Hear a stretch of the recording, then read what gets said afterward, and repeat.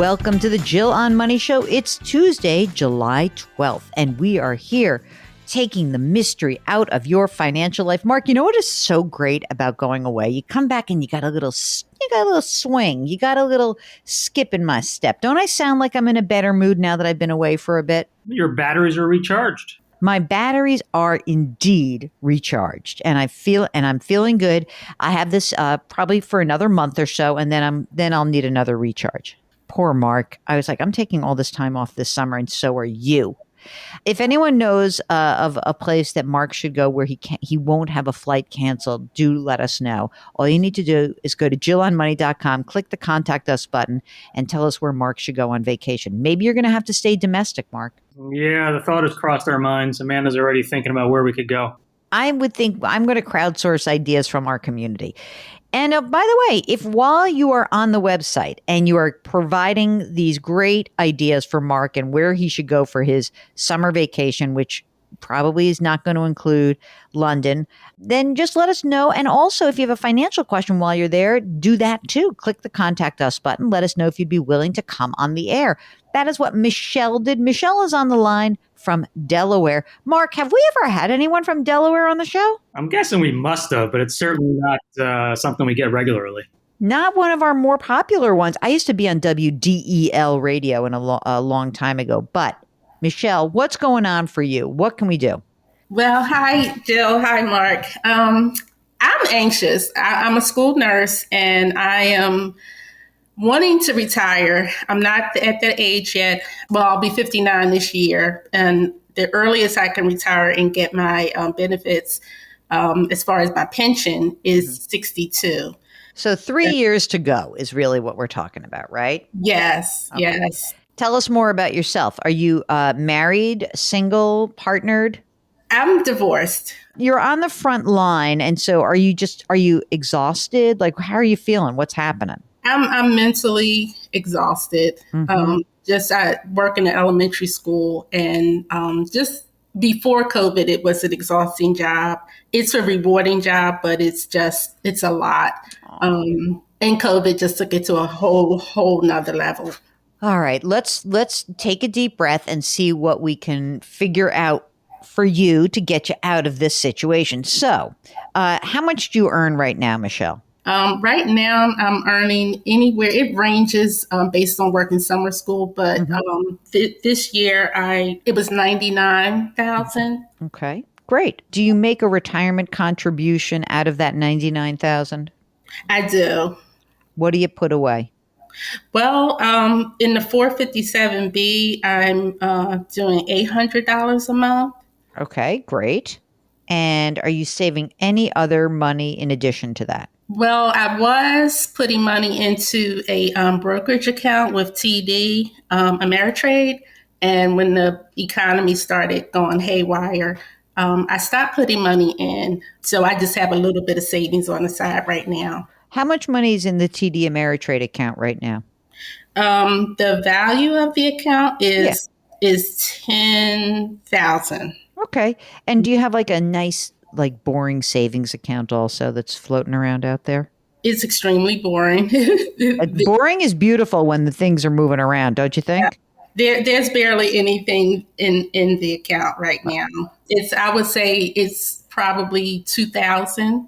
Okay. And how much money is in the 457, the 800 a month? How much is in that account right now? Right now it's $56,000. All right. Do you rent or own?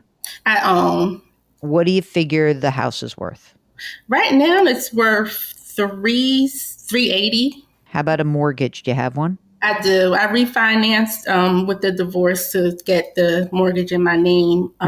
So I did a 20-year just because I didn't want to pay very long. And I refinanced for $223 at that time. Okay. What's the interest rate on that 20-year mortgage? It's 2.87. Don't make any extra payments on that. You promise? Pinky swear with me right now. I absolutely promise. Okay. You have kids? I do. They're adults, 2 sons.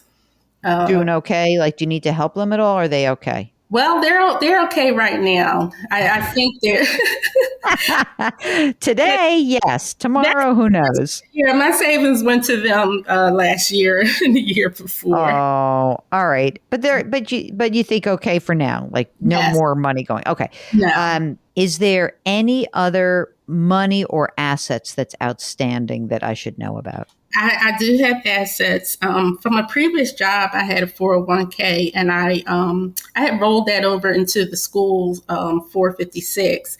But then in 2020, a very, very good friend and my oldest son convinced me to roll that over into an IRA with TD. How much is in there now? Right now, it's 134. Okay. Yeah. That's good. That's Mhm. fine. That's great. Any old insurance policies or anything like that kicking around? No, nothing with a savings benefit to Hmm. it. I do. Hmm. I just have a term policy right now, and the only reason I keep it is because it's so low. It just costs a little bit per year. It's 330 a year, and it's 250,000 So, how much do you estimate that you need to live on? to live on in retirement. I estimated at least 3,000, 3,500 a month. Okay. And right now, if you were to look ahead, and let's just pretend you're 62, poof, you're 62, what would your pension benefit be? Do you know? At 62, it would be almost 1,600. 1600 a month. Okay, good. You would also be entitled to Social Security at some point. Do you know what that Social Security benefit would look like? I do. At 62, it would be 1978. Hmm. At 65, it would be 2467. And at 67, it would be 2861. Okay. So if you, I know you're fried. So I'm going to acknowledge that. And I don't want to make this more painful for you and say like, well, just gut it out and keep working. Right. But so if you were to step down right now, could you get another job for a few, 3, 4, 5 years doing something that's not quite as stressful? Would you be willing to do that? When I think about it, as a nurse in Delaware, the only other jobs I could take would be going back to home care, which I don't want to do. Okay. How about if I have like you working in a Starbucks or something? Like, I mean, a job, not like, oh my God, you've got to use all of your training. Like, would you be willing to just do something to have some money come in the door? That's what I'm asking you. If I was to retire like right now, Yeah, this second. no, I would. So you want to know. So really, you're 59 this year, and I got 3 years to get you through till you get your pension. Can you last 3 years? I already know I can last 3 years. Okay. I switched from elementary to high school. I'll be working with two other nurses, so I won't have that burden of just me handling a 500. Oh my God, that's unbelievable what you had to do. Yeah. So Yeah. you can do 3 more years, and you want to know that if in 3 years you call it quits, you'll be okay. Is that the real question here? That is the real question. Your benefit really does jump pretty enormously between 62 and 67. It The does. If I could wave my magic wand, I would be like, oh, maybe you can last 5 years. I don't know, but let's just do the 3 years. In 3 years, you get $1,600 a month, and that's we know that you need more than that. And so, where are we getting that extra $2,000? Right. And so if you don't have that much money saved, between the 457 and the IRA rollover, you're going to have a couple $100,000. And you could see that, that could go pretty quickly. And so I don't want to deplete all of that money while you're so young. The reason that I would want you to work is not because I'm mean. I'm worried that you would kind of blow through a lot of that $200,000 because you couldn't have it grow. Even if like the market were going great guns, you really couldn't afford to have it all be at risk because we know that you need to live on it. Right. So if you think about between age 62 and 67, we need out of that $200,000, we have to come up with another $2,000 a month. So we need to spend 25 grand a year for 5 years. That means that by the time you're 67 and collecting Social Security, you don't have that much money left over. And I don't want to leave you with so little in the bank. I don't think that that's enough money to just say done at 62. So here's what I think. If you really just say like, look, I know what I do. I know how to do it. I've already made a shift to make my life a little better by going to high school. I think you're going to need to work beyond age 62. I think that you're going to have to go to closer to 65 because you are going to live for a long time. Yes. You know, if you retire and you're 65, think about this. You have possibly 30 years of not working. Yes, you have Social Security and yes, you'll have a pension, but we need another pot of money that you can dip into and for other stuff. Can I play devil's advocate? Why not? So 62, she's fried, she's done. I know it's not ideal, but she takes Social Security, she gets her pension, that covers her monthly nut, and she doesn't have to touch her nest egg. But what if she needs a new car? You know what I mean? Like there are things that are going to come up.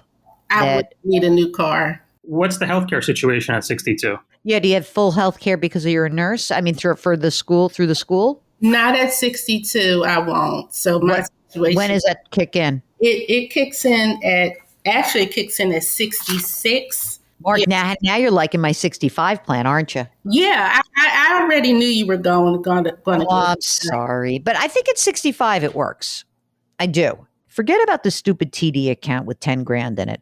I want a boring savings account, and I want you to put in $10,000 a year while you're working into that savings account so that by the time you hit, I want literally by the time you're 65, I want there to be $50,000, $60,000 in there.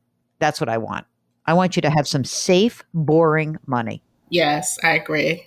You can have an ETF, you can have a managed account, you can do all those things, but you need to have some money in cash, some money in stocks, some money in bonds, and call and just be like, okay, I want to sleep at night. And if you work till you're 65, I think this is going to work out beautifully. If you decide that you really hate it and you need to move on, then you need to come up with some other game plan to make money for those interim years before you can claim Social Security at 67. I really don't think it's a great idea. And I would very much advise against claiming Social Security at 62, even before 67. Just the penalty is so big. It is. It's just not worth it. So you've killed yourself. You've done a great job.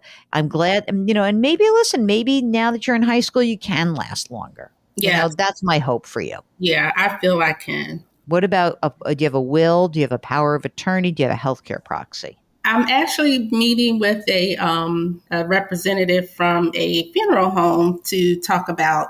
Wait a minute about the funeral home. Hold on a second. Those guys are shysters. Hold on one second. Hello? So I don't want you to, don't buy some fancy pre-planned funeral doo-doo-doo. Don't do that. Do not do that. What I'm saying to you is you need to have an attorney draft a will for you, and one of your sons or both of your sons need to be assigned the healthcare decision maker on your behalf. Do not pay anything right now for a funeral or anything like that. Please don't do that.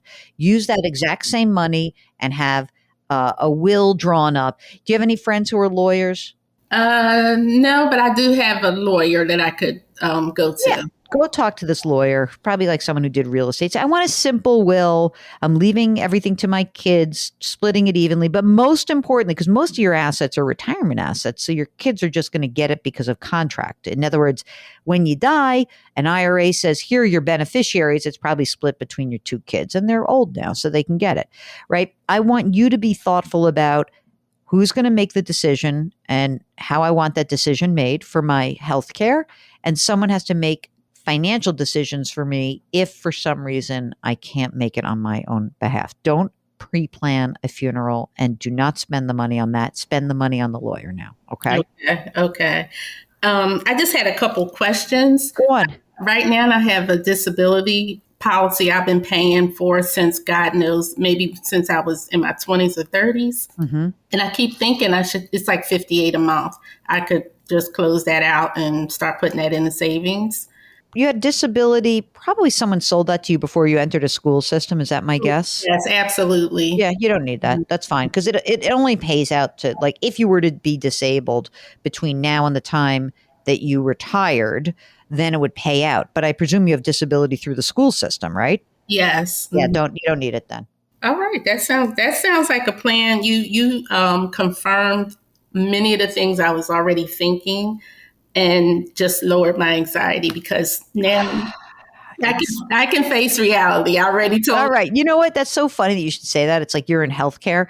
But do you ever notice that, like, when you tell a parent or you tell somebody like what the actual situation is, it's almost better. It's the uncertainty that'll make you nuts. Yes, absolutely. You got a game plan, and you call us back if you need anything else. Okay. I sure will. You guys are awesome. I really, really appreciate this confirmation, and I will be getting to work. All right, girl. Thank you so much for being in touch with us. If you, like Michelle, just need a little reality check, you want to remove some anxiety about anything financial in your life, just go to our website, JillOnMoney.com, click Contact Us. Let us know if you'd be willing to come on the air. Mark does everything else. It's so easy.